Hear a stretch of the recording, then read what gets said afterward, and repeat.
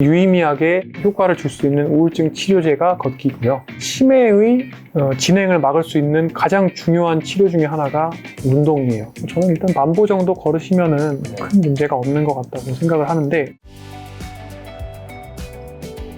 자, 다시 좀 노화로 돌아와서 제가 1982년생이거든요. 네. 네, 이제 40대 넘어가니까 네.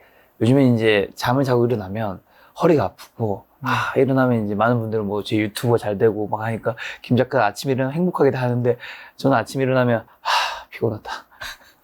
이런 생각 들고 하거든요. 네. 근데 뭐 나이가 들면 아무래도 이제 젊을 때보다는 더 그럴 것 같긴 한데 또 매일 피곤하다고 생각하는 게 당연한 게 아닐 수 있다면서요. 어떤 얘기인가요? 매일 피곤하지 않을 수 있습니다. 좀 아침에 일어나는 순간 피곤하거든요. 저도 오늘 그랬습니다. 하지만 기본적으로는 안 피곤하게 만들 수는 있습니다. 일단은 잠을 충분히 자야 됩니다. 이것도 역시나 굉장히 교장 선생님 말씀 같지만 잠을 충분히 자야 되는데 카페인 없이도 일어났을 때 졸리지 않다고 느낄 정도로 자야 돼요. 그게 대략 뭐 사람마다 다를 것 같긴 하죠. 몇 시간이 적정 수면인 건가요? 지금 저희 또래는 7시간 반 정도가 적절합니다. 나이가 들수록 많아지는 건가요? 줄어드는 건가요? 줄어듭니다. 줄어들고 어릴 때는 더 많이 자야 되나요? 네. 저희 또래는 대부분의 젊은 성인은 7시간 반에서 플러스 마이너스 1시간 정도를 주무셔야 되고, 그리고 자기 전에 술을 안 드셔야 되고, 그리고 당연히 비디오를 안 보셔야 되고, 그리고 전날 너무 소금이 많은 음식을 먹거나 당분이 많은 음식을 먹어서 그런 것 때문에 코를 골게 되면 또 수면의 질이 현저히 떨어질 수 있고요. 그렇죠. 때로는 폐쇄성 수면 무호흡증이 있는 분들도 있고, 그런 문제가 다 해결이 되면, 그래서 이거를 회복 수면이라고 합니다. 수면 위생이라는 단어가 있습니다. 가장 잘 잘 수 있는 모든 제가 말씀드린 준비가 된 상태에서 수면을 아주 어두운 방에서 조용히 잘 취하고 나면 회복 수면이 됩니다. 이 회복 수면이 된 상태로 일어나면 컨디션이 좋게 일어날 수 있습니다. 근데 이 회복 수면을 취하는 거는 치매 예방의 첫걸음이기도 한데 실은 현대인에게는 쉽지가 않기도 합니다. 그럴 것 같아요. 그냥 침대에 누워있는 순간 사람들이 모두가 똑같은 행동을 스마트폰을 볼 것 같은데. 그러니까요. 네, 그래서 저도 노력을 하는데 스마트폰을 치울 때도 있고 또 종이책을 이제 볼 때도 있고 여러 가지 또 명상을 하면서 잠을 청할 때도 있기는 한데요. 어쨌든 아침에 일어났을 때는 기본적으로는 회복 수면이 된 상태를 만드는 게 좋고, 본인의 수면 위생과 그리고 혹시 숨겨진 수면 무호흡증이 있지는 않은지 이런 것들은 점검을 해볼 필요가 있고요. 또 회복 수면이 안 되는 원인 중에 잘못된 수면제를 사용하시는 경우, 그러니까 뭐 약국에서 파는 항콜린성 수면제, 뭐 독시라민이라는 성분 이런 것들 드시고 주무시거나 스틸록스 졸피뎀 이런 것들 드시고 주무시는 경우에 이제 수면의 질이 떨어질 수 있습니다. 그러면은 또 회복 수면이 잘 되기가 어렵죠. 그렇게 회복 수면, 단순한 수면이 아니라 그걸 잘해야지 우리의 좀 몸의 피곤함이 사라질 수 있는. 네. 그러면 노화의 속도가 좀 빠른 사람들에 대해서 이제 우리 앞에서 어떤 건지 잘못됐다 얘기해 주셨는데, 노화의 속도가 느린 분들은 좀 뭐가 다른가요? 노화의 속도가 느린 사람이 어떻게 다른지는 연구들을 통해서도 굉장히 많이 알려졌는데요. 우선 고장나는 정도가 적죠. 그러니까 60대, 70대가 되었을 때 만성질환 개수가 덜 생기게 되고 적어지게 되고, 그리고 이런 분들은 80대, 90대가 됐을 때 잘 걸어 다니시고 일상생활을 젊은 사람처럼 똑같이 하실 가능성이 높습니다. 그런 차이가 일단 있습니다. 그리고 다른 이제 정신과 선생님들이 하시는 말씀 들어보면 긍정적인 사고방식이 있고 항상 뭐 만족할 줄 알고 뭐 이런 것들이 있다고 하는데, 제가 관찰했을 때는 일단은 신체 활동을 확실히 많이 한다. 특히 연배가 있으셔도, 그러니까 저희는 노화 속도를 60대, 70대, 80대에는 노쇠 정도, 제가 말씀드린 내재 역량이랑 같은 개념인데 노쇠 정도로 지수를 가지고 알 수가 있어요. 그래서 이 노쇠 지수가 연배가 많으신데도 굉장히 낮은 분들 이제 보시면 일단은 신체 활동을 굉장히 열심히 하시고 불편한 거를 불편해하지 않으시고, 그러니까 뭐 병원에 90세이신데도 지하철 타고 또는 버스 타고 이렇게 걸어서 오신다든지 이런 것들이 그냥 거리낌이 없으신 거죠. 그런 것들 있고, 또 제가 기억나는 환자분들은 정말 그랬던 것 같아요. 그러니까 입원을 하셔도 계속 누워 계시고 싶으실 텐데 꼭 앉아 계십니다. 침대에 계속, 굉장히 중병으로 입원을 하셔도 침대에 계속 앉아 계시고 계속 앉아서 책을 본다든지 인지 활동을 계속 하려고 하시고 이런 것들도 있고요. 제가 직접 본 것들은 또 아니지만 기본적으로 그러니까 노쇠하지 않고 또 장수하시고 또 치매를 경험하지 않는 어르신들 대부분 보면은 굉장히 나이가 드신 다음에도 적극적인 자세로 삶을 사시고 또 인지 활동을 놓지 않고 그러니까 주도적으로 어떤 사회 활동도 하시고 또 네. 직업적인 것, 취미 이런 것들도 또 하시는 그런 경향이 있고 또 건강하게 드시는 것들 이런 것도 젊었을 때 습관을 그대로 유지를 하시고 또 운동도 적극적으로 하시고 실제로 일본에 가셨을 때 일본 어르신의 신체 나이가 한국보다 10에서 20년 젊게 나왔다고요? 아, 네. 일본의 주간보호센터에 갔었는데 네네. 그 주간보호센터에서 돌봄 예방 프로그램을 하고 있는 어르신들 여러분들을 신체 기능을 측정할 기회가 있었습니다. 네. 측정을 해봤는데 근데 이것은 과거의 연구를 통해서도 알려진 거예요. 그러니까 일본의 어르신들이 한국 어르신들보다 같은 나이일 때 신체 기능이 훨씬 좋다. 거의 이게 한 3, 4년 차이 난다. 2, 3년 차이 난다. 이런 연구 결과들이 있습니다. 근데 제가 이제 뵀던 분들은 어찌 보면은 일본 안에서도 굉장히 이런 돌봄 예방 프로그램, 노쇠 예방 프로그램들이 잘 운영되기로 유명한 동네였어요. 어르신들이 확실히 거의 90대이신데도 검사를 해보면 우리나라의 70대, 80대 분들에 해당하는 신체 기능을 가지고 계셨는데 이제 어떤 차이가 있냐면 우리나라는 주로 운동이라고 하면 노년기에 걷기 운동이 거의 대부분을 차지해요. 사실 의사 선생님들께서도 별로 할 말이 없다 보니까 그냥 많이 걸으세요 하시는 경우도 있고 또 하나는 TV나 많은 프로그램에서 그동안 교육된 게 그러니까 만성질환 예방을 위해서는 걷는 게 좋다 보니까 항상 걸으셔야 됩니다. 이것들을 굉장히 강조합니다. 그러다 보니까 걷는 게 좋다는 건 전 국민이 다 알고 계세요. 물론 이것도 굉장히 좋은 거예요. 왜냐하면 사람은 걷지도 않으면 굉장히 나빠지기 때문에 일단 걸으셔야 되는 건 맞지만 일본에서는 추가로 지역사회에서 근력 운동을 하는 것이 굉장히 일상적으로 이루어지고 있습니다. 예, 그리고 그 근력 운동 프로그램 안에는 밸런스라든지 또는 스트레칭이라든지 또는 코디네이션 그리고 뭐 춤추기 이런 것들이 다 포함됩니다. 그렇기 때문에 이걸 이제 다면적인 근력 운동이라고 하는데 다면적인 근력 운동들을 일상적으로 수행을 하면서 제가 뵀던 분들은 이런 것들을 6개월 정도 다 받으셨던 분들이에요. 그러다 보니까 당연히 신체 기능이 굉장히 좋으신 거고요. 제가 다른 영상에서 보니까 같은 운동을 계속 지속적으로 하는 것보다 말씀하신 다면적인 운동을 좀 해줘야 된다면서요. 예, 맞습니다. 왜 그러냐면 한두 가지 운동만 너무 많이 하다가 보면 근육이나 관절들이 그 운동 동작만 굉장히 잘할 수 있는 방향으로 좀 고착이 되는 면이 있어요. 원래 쓰는 근육만 더 많이 쓰게 되겠죠? 예, 그리고 그렇게 되면서 지금 현재 존재하는 불균형이 그저 더 심화되어 버릴 가능성이 있습니다. 그러니까 저도 경험을 했었는데 저는 달리기와 웨이트를 굉장히 좋아했었는데 물론 웨이트를 또 PT에서 정자세로 배워서 해도 너무 제가 굉장히 제한적인 동작만 하다 보니까 하면 할수록 예를 들어서 처음에는 안 그랬는데 어느 순간부터는 하면 할수록 목이 더 아픈 거예요. 그리고 달리기도 하다 보면 스트레칭 별로 안 하고 폼롤러도 안 하고 그냥 달리기만 열심히 했거든요. 그렇게 하다 보니까 어느 순간부터는 달리기를 하고 나면 허리와 목이 불편하기 시작하고 막 고관절도 좀 불편한 것 같고 이런 것들이 있는 거죠. 근데 이제 결론적으로는 사람에서 여러 가지 모빌리티, 이동성을 설명하는 기능 중에 그러니까 유산소 운동을 잘할 수 있는 능력, 그러니까 심폐지구력도 있지만 뭐 근력도 있고 또 관절 가동 범위도 나와줘야 되고 균형 감각이나 협응 이런 것들이 다 나와줘야 되는데 이런 것들이 전반적으로 올라가줘야 되는데 여기 또 과락 현상이 있습니다. 그러니까 근력이 너무 형편없이 떨어지면 제대로 걸을 수가 없게 되고 또 마찬가지로 균형 감각이 너무 형편없으면 제대로 걸을 수가 없거든요. 그래서 이것들을 다 같이 올려줘야지 되고요. 노화가 진행되면서 이 기능들은 다 같이 떨어지기 때문에 또 질병이 생기게 되면 한 가지 영역들이 푹 떨어질 수가 있기 때문에 젊었을 때는 최대한 다 올려놓는 게 굉장히 중요합니다. 이제 걷기 운동은 어쨌든 굉장히 좋은 운동이라고 생각하시는 거죠. 네. 그리고 플러스로 어쨌든 다른 운동 해야 되는 건데 세상에 사실 스포츠 종목이나 이런 게 되게 많잖아요.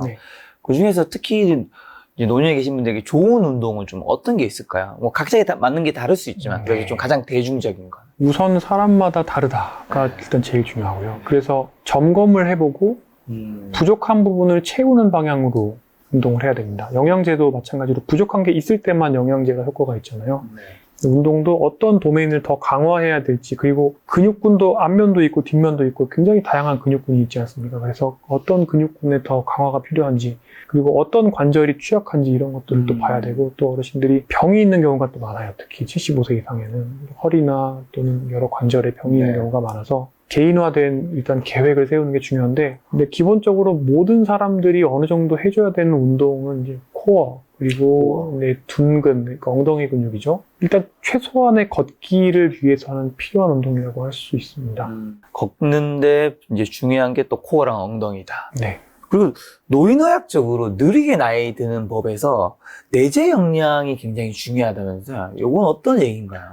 내재 역량은 두 가지 개념입니다. 첫 번째로는 내재 역량은 내가 지금 당장 돌봄 요구가 생기지 않으려면, 그러니까 돌봄 요구가 생기는 지점까지 얼만큼의 여력이 있는지를 설명하는 개념인데 intrinsic capacity예요. 이 영어로. 근데 회사의 내재 가치, intrinsic value라는 게 있거든요. 똑같습니다. 그 회사가 어떤 풍파를 만났을 때, 리세션, 경기 침체를 만났을 때 그 회사가 잘 버틸 수 있을지를 결정하는 게 결국에는 그 회사의 내재 가치일 텐데요. 사람에서의 내재 역량도 똑같아요. 중고차로 치면은 성능 기록부, 주식으로 치면 그러니까 내재 가치, 채권으로 치면 그 회사의 부도 가능성을 분석한 리포트 같은 거예요. 그런데 이 내재 역량이 어느 정도 이상 감퇴가 되게 되면 그때부터는 간병인이 필요해집니다.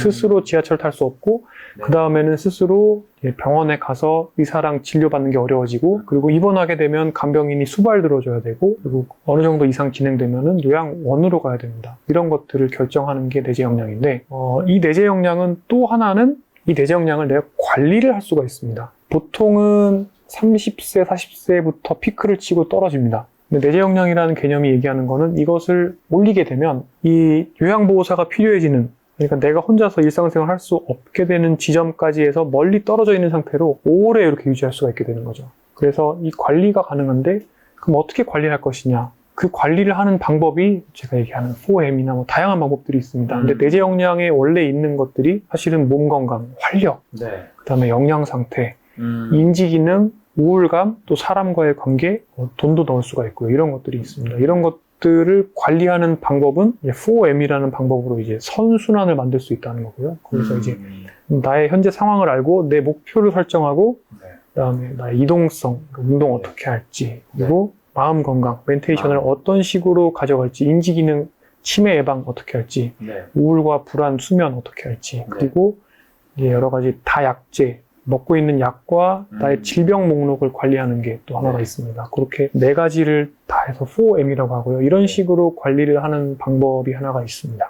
근데 이런 것들을 다 잘하면 뭐 사람들이 수명이 12년 정도까지 연장할 수 있다고요? 실제로 뭐 그럴 수 있는 건가요? 네, 그 12년이 나온 거는 실은 이 내재 역량은 아니고, 그러니까 거의 근데 비슷한 개념입니다. 이 내재 역량의 곡선을 좌우하는 거는 나의 노화 속도예요. 제가 이거는 청취자분들이 꼭 하나 이해해 주셨으면 좋겠는 게 뭐냐면, 노화 속도가 실시간으로 자동차 액셀러레이터 밟고 브레이크 밟듯이 이렇게 조정이 왔다 갔다 합니다. 이런 것들이 다 누적돼서 그 적산 거리계가 나올 거 아니에요, 나중에? 그 적산 거리계가 결국에는 이 내재 역량이 없어진, 깎아먹은 정도를 말해요. 그러니까 이게 다 연결되어 있어요. 지금까지 말씀드린 노화 속도와 내재 역량의 감퇴가. 그런데 이 노화 속도를 관리하는 방법 중에서 제가 이제 운동 역량, 그 다음에 술, 담배, 그리고 기타 스트레스, 수면 다 말씀드렸는데, 이런 것들이 잘 관리가 되면 50대 시점부터 하나도 관리 안 한 사람하고 잘 관리한 사람은 수명이 12년 차이가 나고, 그리고 이런 것들을 20대부터 관리를 하게 되면 거의 20년 정도, 18년 정도 차이가 나는데요. 이 정도면은 거의 인류가 가지고 있는 가장 강력한 항노화 물질을 평생 동안 먹은 거랑 비슷한 정도의 효과가 있습니다. 그러니까 이게 꼭 같은 개념은 아니긴 한데, 제가 처음에 이제 비디오 시작할 때 노화과학 가설이라고 말씀드렸는데, 그 개념이 이 개념이에요. 노화 속도의 억셀러레이터를 내가 계속 지금도 밟을 수도 있는데, 그거를 밟는 총량을 줄여내면 결국에 내재 역량이 깎여나간 정도가 적고, 그러니까 5, 60대가 됐을 때는 질병의 정도가 적고, 70대가 됐을 때는 노쇠가 적고, 80대가 됐을 때는 요양병원을 안 가요. 이게 다 연결되어 있는 거예요.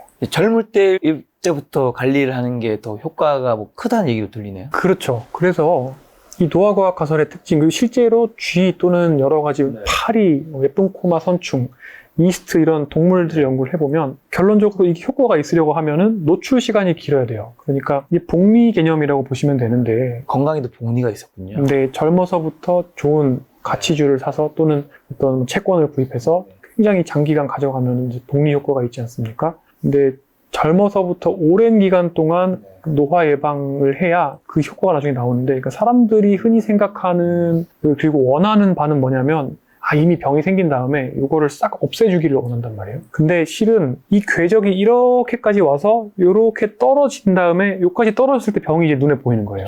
그 궤적의 결과물이 병인 거 아닌가요? 그렇죠. 그 궤적의 결과물로. 근데 이 궤적이 췌장에도 이런 궤적이 있고 콩팥에도 있고 뇌에도 있어요. 뇌에는 인지 예비능이라 그래요. 이 뇌제 영역이랑 똑같은 개념이에요. 이런 굉장히 많은 시스템에 심장에도 있고 다 있는데 이게 어느 정도 떨어져서 그 선을 넘어서면은 이제 그걸 만성 질환으로 정의하는 거예요. 혈압이 오를 수도 있고 A1C, 당화혈색소가 오를 수도 있고요. 한 건데 그때 돼서 이거를 없애달라 하는데 그거는 이제 쉽지가 않은 거죠. 그리고 실은 많은 경우에 이게 쌓여서 이렇게 오고, 물론 근데 이런 병이 아닌 경우도 있어요. 그러니까 유전적인 문제가 있거나 또는 백혈병처럼 이제 운이 굉장히 많이 좌우하는 병도 있고 일부 암이나 사실은 암은 상당수가 물론 노화가 발병에 상당히 많은 영향을 주지만 상당수가 운에 의해서 결정되기 때문에 그렇지 않은 병도 많이 있어요. 하지만 대다수의 만성질환은 이렇게 해서 발생을 하는 게 맞기는 맞아요. 근데 교수님 투자하시죠? 네, 저는 투자를 합니다. 아까부터 이제 가치주랑 뭔가 복리 얘기하시면서 하는 멘트가 투자를 좀 하시는 것 같다는 느낌이 들어서요. 네, 그렇습니다. 네, 아산병원에 투자의 고수가 또 한 분 계십니다. 아닙니다. 투자에 절대 고수가 아니에요. 굉장히 투자라는 개념으로 설명을 해야만 이해를 할 수 있습니다. 그러니까 그렇죠. 눈에 보이지 않는 개념이에요, 노화는. 지금 당장은. 근데 굉장히 사람의 이 타임 호라이즌이라고 하나요? 사람의 시간 지평이 보통 18개월 정도 된다고 하잖아요. 애널리스트 분들 나와서 그런 얘기 하시지 않으시던가요? 그러니까 보통 한 18개월 정도 이후에 어떤 기업의 어닝이나 이런 거를 보고 우리가 주가가 변한다 그러는데 우리의 시간 지평이 기본적으로 본능적으로 이렇게 세팅이 돼 있습니다. 그렇기 때문에 이런 투자 개념으로 장기간 설명을 해야만 어느 정도 이해를 좀 할 수가 있습니다. 그럼 말씀하신 신체 기능을 되돌려주는 이동성은 좀 어떤 건가요?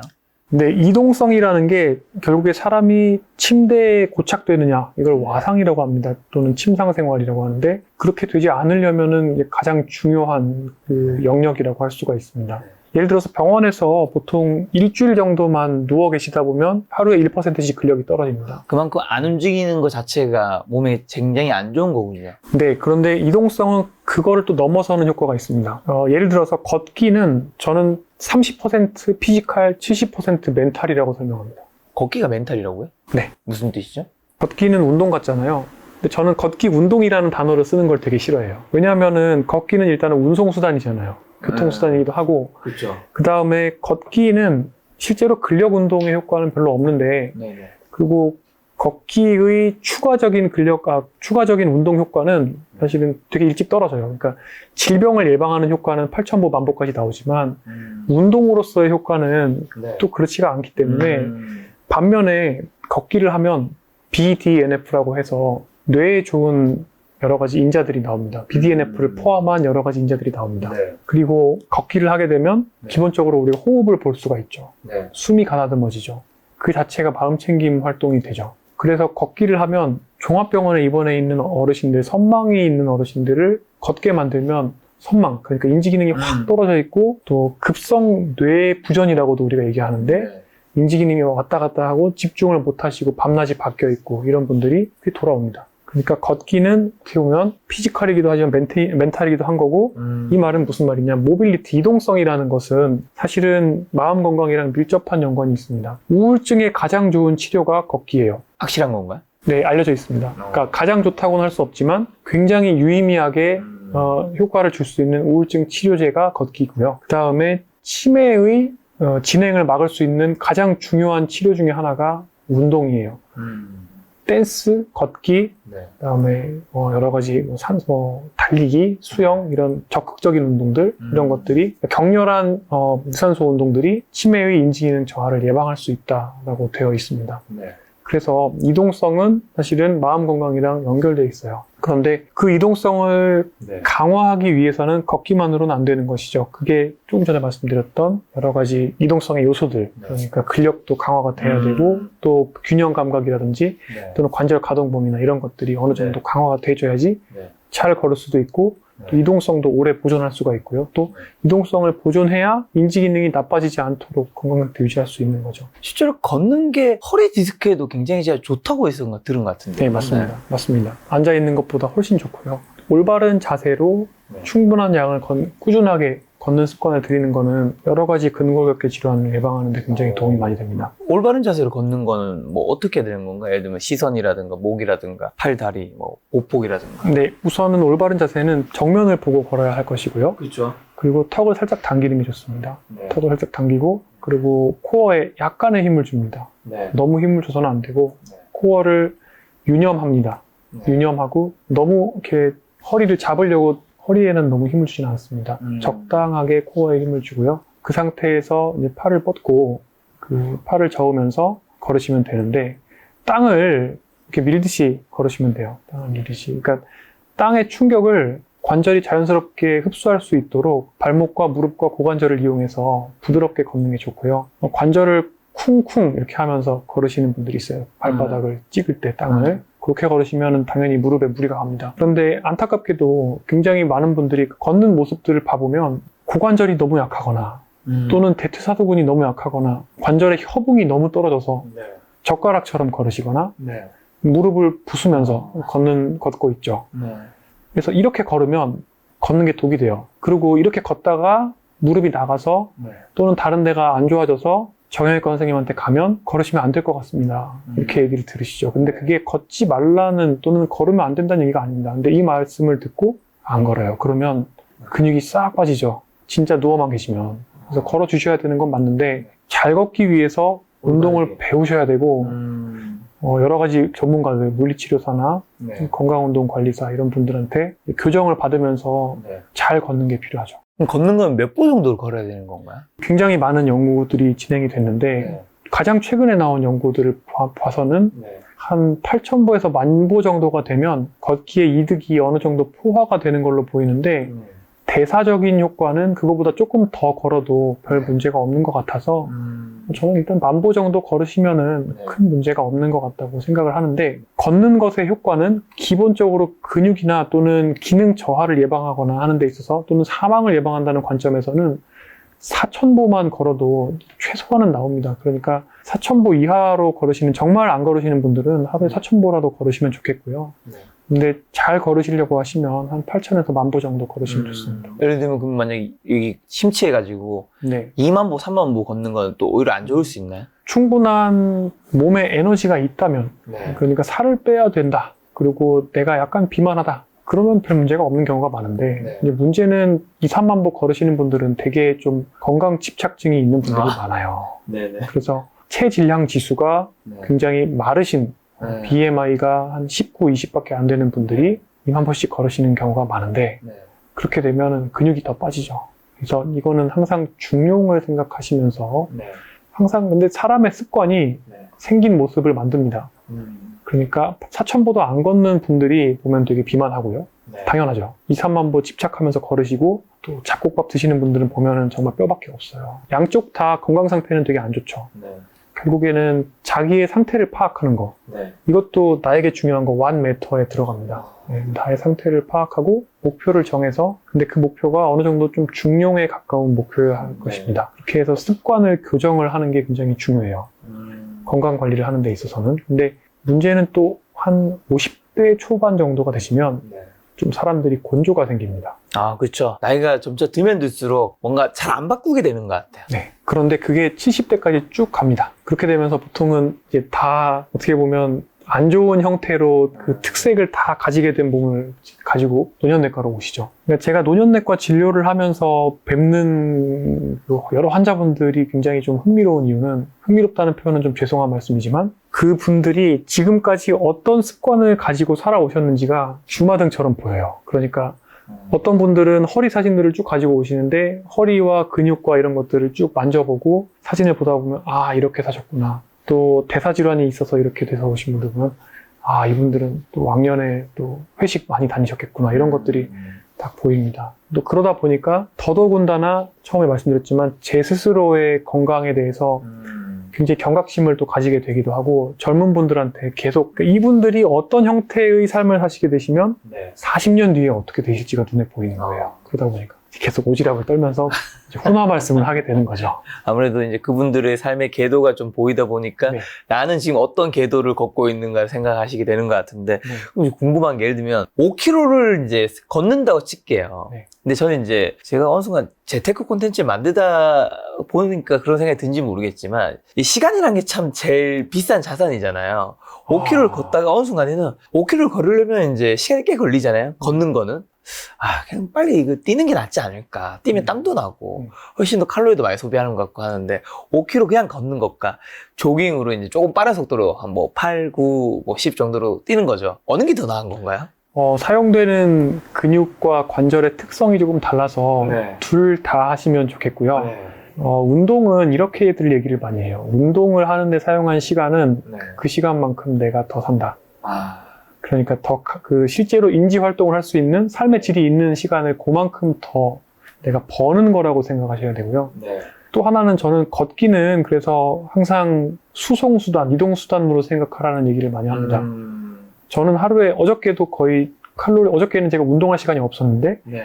칼로리 소모가 600칼로리가 넘었습니다. 근데 그게 다 이동수단으로서 발생한 평상시에 걸으시는 칼로리 소모였습니다. 네, 그러니까 오늘도 여기 올 때 저는 걷고 지하철 타서 왔고 또 병원으로 돌아갈 때도 지하철 타고 걸어서 갈 건데요. 네. 그렇게 되면 오늘 아마 병원에 도착하면은 사용한 열량이 이미 또 한 500 정도 될 겁니다. 그렇게 하면 시간이 전혀 아깝지 않죠. 아니, 저도 운송수단으로 걷기를 하는데 네. 촬영장을 안 나갈 때가 있어서 그래도 산책은 해주시는 게 좋습니다. 네.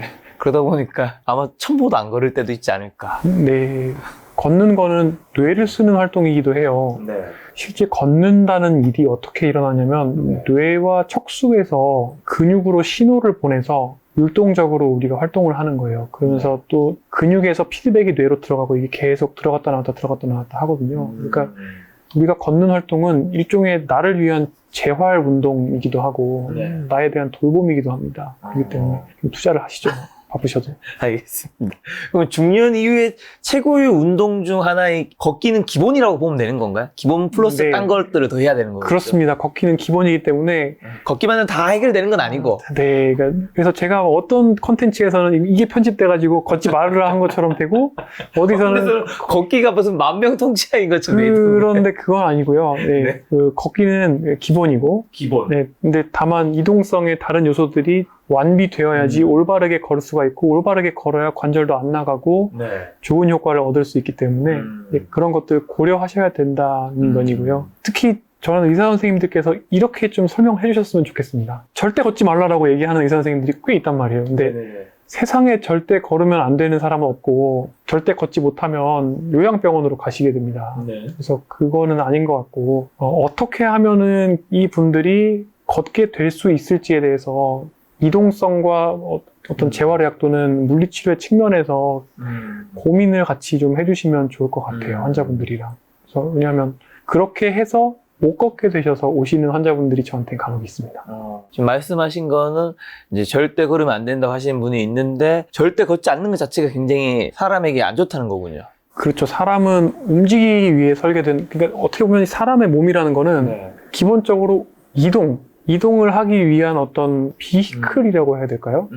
어떤 이동수단이에요. 사람 몸 자체가. 그러니까 수렵채집 사회에서 사람이 보통 하루에 최대 20km까지 걷고 뛰었다라고 얘기를 하잖아요.